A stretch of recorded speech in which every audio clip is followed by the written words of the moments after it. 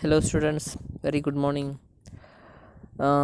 Today we are going to see about September monthly test revisions. Already we will read very thoroughly and also just to revise the topics to recall in our September monthly test. First of all,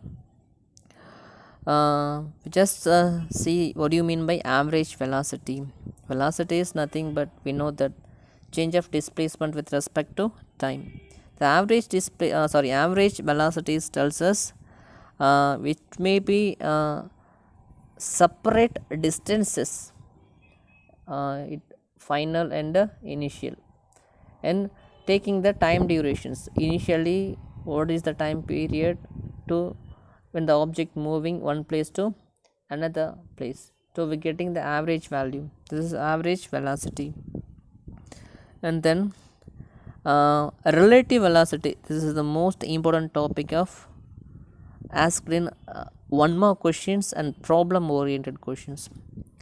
Relative velocity, what do you mean by relative velocity? We are considered as two objects, namely A and B, moving with different velocities. Object A and object B having a different velocities. In case of a object A move with respect to the another object B, so one object A will be depending upon the object B. This is called as relative velocity. So what do you mean by relative velocity? And discussed the relative velocity will be changes. Changes means they having some properties or cases. According to the both object will be moving in same direction, the two objects will be moving in opposite direction.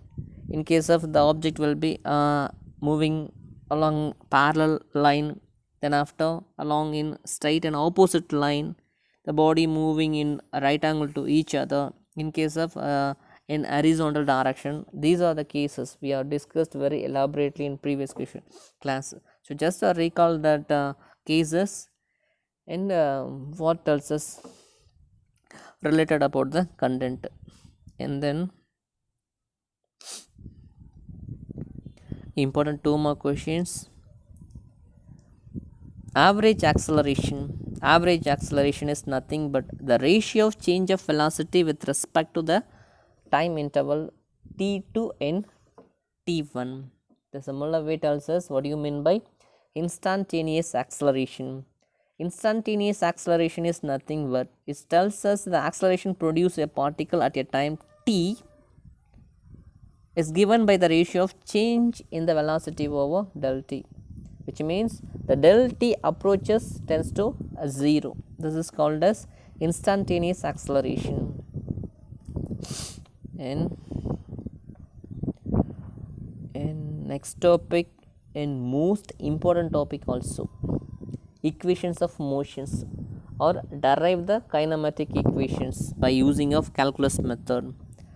We get the equations of kinematic equations from the derivative of displacement and velocity. We know that the first derivative of displacement is called as velocity, the second derivative of displacement is called as acceleration. So we are getting the equations from the relation between velocity and time and displacement and time. Then after once again and displacement time, we get the three equations. These are the kinematic equations.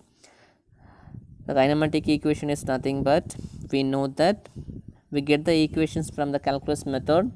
V equal to u plus at, first equations, s equal to ut plus of at squared, and v squared equal to u squared plus 2as. And finally, so substitute the value of v in the equations of s equal to ut plus v squared equal to u squared plus 2as. So we get the equations of s equal to u plus v into t by 2. This is an important questions to asking our September monthly test, it may be. And next question,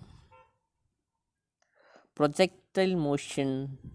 Projectile motion is nothing but when an object is thrown in some initial velocity, then allowed to move under the gravity, not in external force acting on an object further. This is an projectile. So projectile motion is, there are two methods. First of all, horizontal projection. So we know that a object is dropped initially, the object moving a particular path OPA. So the acceleration will be produces only y direction, not in x direction. So we get the value of acceleration becomes 0 in x axis.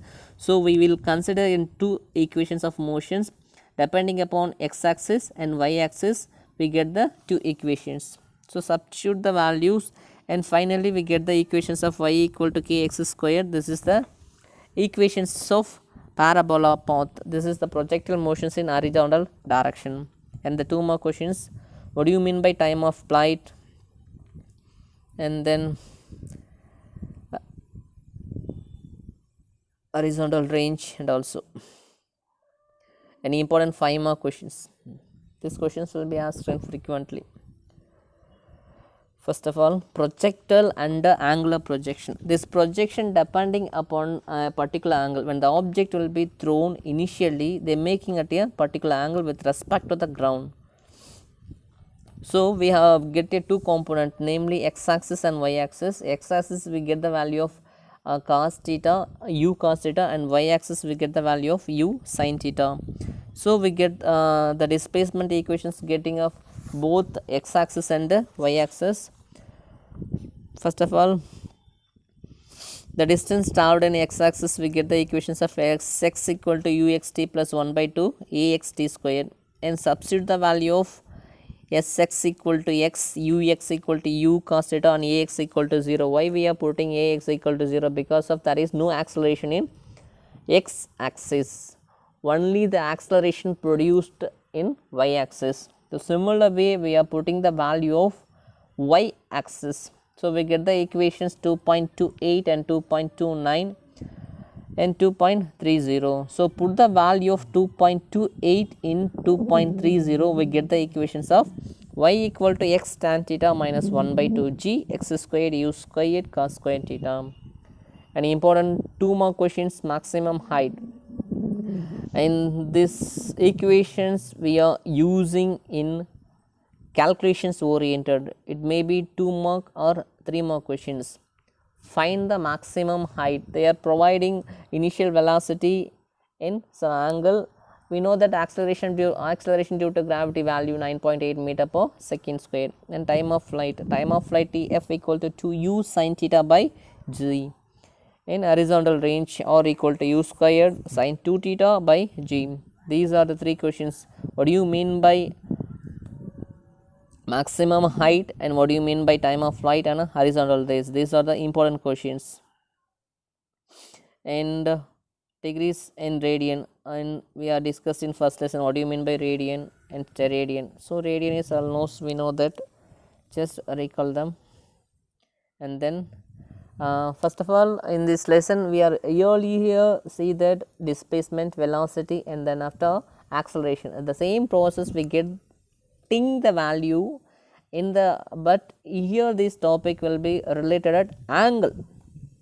So the displacement will be produces, but they are making some angle. So what do you mean by angular displacement, and what do you mean by angular velocity, and what do you mean by angular acceleration?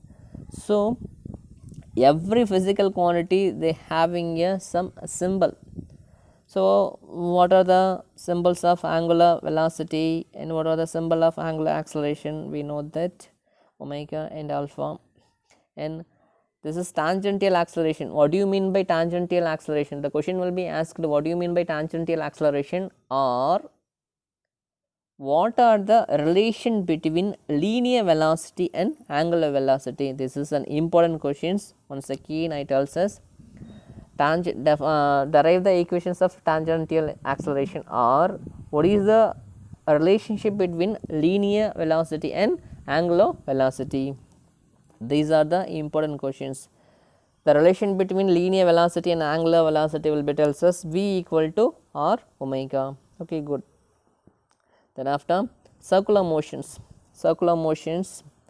In the circular motions we have studied detailedly what do you mean by uniform circular motion and what do you mean by non-uniform circular motion. So, we know that what are the differentiate between uniform circular motion and non-uniform circular motion. And the next topic, centripetal acceleration. So, centripetal acceleration, already we have seen that uniform circular motions. So, same process, the centripetal acceleration related with the uniform circular motions. And then we are going to the next topic, kinematic equations in circular motions. It may be asking what are the differentiate between kinematic equations for linear motions and kinematic equations for the angular motions. These are the content to read about our September monthly test. So, very careful to read the content related our September monthly test. Do well and keep good. Okay, good. So, study very well. All the best. Thank you.